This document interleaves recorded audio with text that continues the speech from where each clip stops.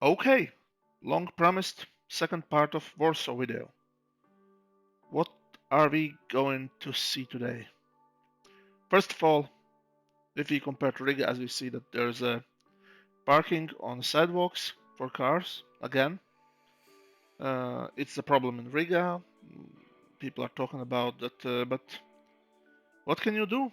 Car-centric Eastern Europe or Northern Europe, I don't know how Poland sees it, maybe like Central Europe or something like that. Here's the example of beautiful communist era kindergartens renovated with a nice fence around it. So this is also like kinda a thing that Riga should have more, like these nice neutral colors for schools or kindergartens, not just some kind of all kind of bright tones for these Soviet buildings that they are renovating sometimes now. It's getting better. I would say it's getting better in Riga too, but yeah, it's still a problem that sometimes we don't get like really nice looking renovated buildings in Riga. Other than that, I was a bit out of the center. I think it was Praha, maybe neighborhood in Warsaw. Yeah, it was like that. And I was actually surprised about the infrastructure there because in Riga you will probably get something like that in the center. Outside of center, everything is asphalt, all the sidewalks, and it's rare to see something like this kind of bike infrastructure as you can see here. Also, a lot of benches here, nice ones to sit on and relax and watch the life go by. Some public transport infrastructure, yeah, I really liked this kind of. It looks, yeah, I'm not sure if it's maybe early 2000s, but it kind of looks like more like 10 years old at least.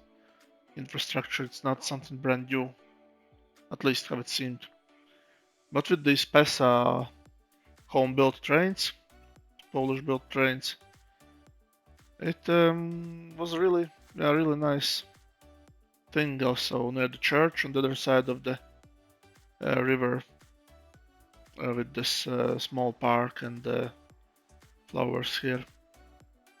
Really simple but effective. And I also found there this small inner yard between some Soviet or communist, here in this case, communist built housing.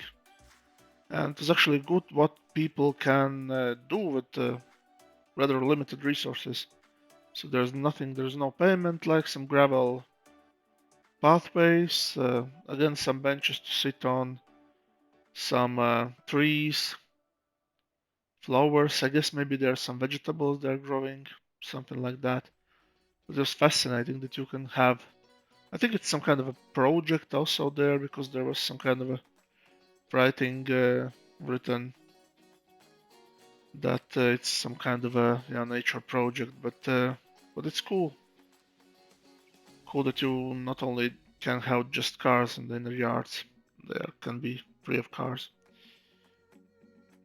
So yeah, and going over the bridge back to the center, looking at the skyscrapers and high rises and the palace. I noticed that this bridge has no barriers there, so uh, I don't see any bicycle infrastructure, but it's kind of good that yeah, you have this clean look. In Riga, there is often this kind of Soviet barriers everywhere, even here separating cars from people, even though it would save people. But yeah, I think there's not a lot of cases when actually that has caused an issue, and maybe even drivers would be more careful, like in this case when there's no separating barrier, not to crash into people accidentally when they drive faster than they should. And overall, the new infrastructure in the city looks really nice. And for Riga, there's often these money problems that we talk about, that only in the center you can get these nice paved streets and greenery. Also, Riga is kind of lacking greenery. Maybe more in the center, but still, that's a good thing to take from like this school, for example. Again, there's no like terrible colors, as I said, on the facade. It looks clean, nice. Maybe this poster which is here, that doesn't look that nice, but otherwise it's again green fence, nothing special, communist type of building, but it's all clean, it's all green, it's all great. There are actually fences that separate pedestrians from car traffic, as you saw in the like previous location, but they are maybe less obtrusive and you don't see them as often. Here are these small bollards. They are used in a lot of places in Warsaw and they look really nice. And oh, there's some kind of a small fence they tried to put there, but it's I guess more for some decorative purposes. And I really like this park next to the old railway bridge, which is maybe not that old as I thought it was. You can actually hear a train or metro, I don't know what was it, going over the bridge, but it doesn't really destroy the peaceful nature and ambience of the park, and it seems rather peaceful still, even if there's this train going over, as you can see in the background. So it's really, really nice park, and I wish there were more places like that in Riga. Again, in the center we have some, but if we go out of the center, then it's a bit more different story with the old infrastructure and stuff like that. Warsaw is hilly, so some nice views also. If you go through this park, and there is some kind of a sky bridge, so to say, over the road below. And this looks kind of brand new. Maybe it was recently renovated or repaved the road at least below. But again, the greenery, if we move further along, a bit of criticism maybe that not always there are pedestrian crossings available, like maybe on the three sides there are, and on the one side there isn't. Like in Riga, sometimes it happens that there is a crossroads and three sides of it has the crossing and one side doesn't. That's maybe a minor thing, but sometimes it really can cause irritation that for some reason you have this priority for car drivers. Like here again, I guess you can see we can cross the street here, but if you go a bit further, then there's no possibility to cross there.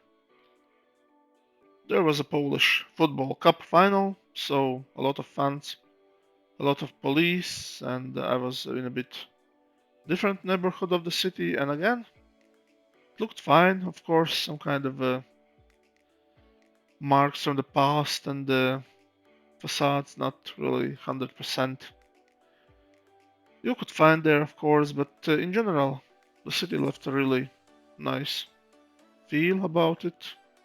Everything neat, tidy, good new infrastructure for public transport where I saw it. As I said, a lot of police because of the football fans, and there was also helicopter circling around. So in a way, it kind of looked scary because if you didn't know about the football, then with all the war in Ukraine, you might think that maybe something that happened, maybe some terror attack or even worse, invasion. I don't know, but at that time it all felt really scary, maybe, and even now you kind of wonder what will happen.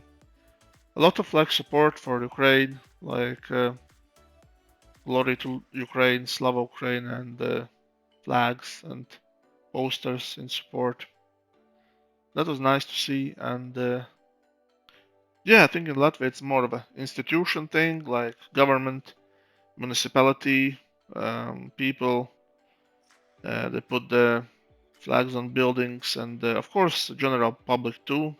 Some people, but I'm not sure how it is because in Poland there live a lot of Ukrainians, probably more than in Latvia, so maybe there's more of that support there. And of course, definitely less support or at least silent agreement with what Russia does. But that's another topic. The city in the night. Yeah, I took this from my Airbnb. It had a nice feel. Again, very clean, very safe. At least here in the very center where I was staying, it was felt a really safe and great environment. People going clubbing, people returning from clubs, people returning from work or going to work. So that's it. And then I went to the Model Inn to get back to the airport and go back to Riga. And again, great infrastructure, which I hope we'll get soon too for our smaller stations, train stations, new trains, and new infrastructure. It's coming slowly. But yes, definitely, I would suggest people to go to Warsaw to see it with their own eyes. Maybe some people have some old biases. I know in Latvia that we sometimes have them, also related to all these conservative liberal quarrels that we have. It's a nice place, clean, safe, modern in many ways. In some ways, traditional and kind of similar to Latvia, so you can see what they do with it and what are the differences and how we can learn some things from them. And that's pretty much it. And as you can see, my runner plane is already slowly trying to land in Riga airport. So with that, with this beautiful view, I can also end the video.